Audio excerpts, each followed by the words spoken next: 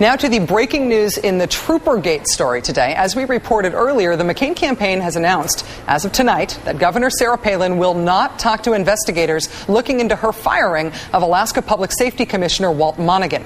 Palin had previously promised to cooperate fully. She said she welcomed the investigation initially. But tonight, the McCain campaign says that the investigation is tainted by politics.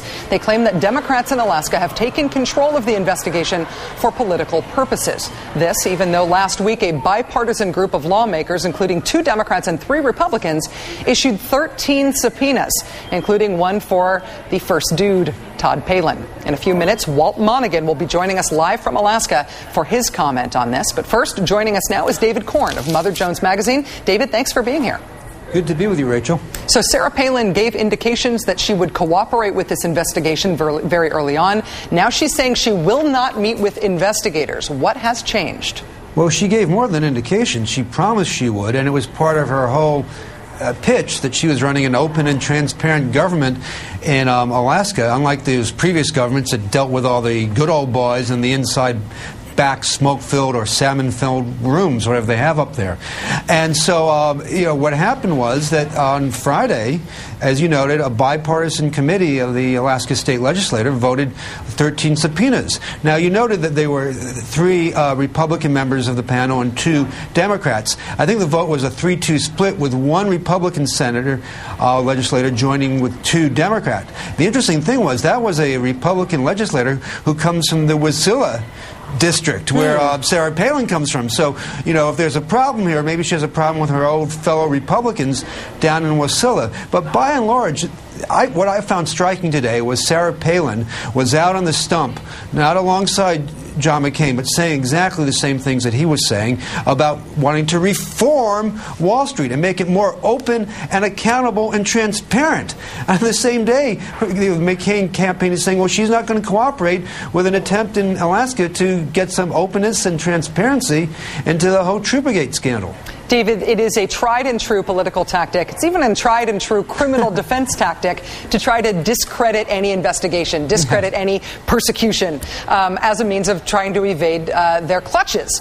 What do you make of the chances of the Palin campaign and the McCain-Palin campaign in discrediting this investigation? Is there anything to these charges?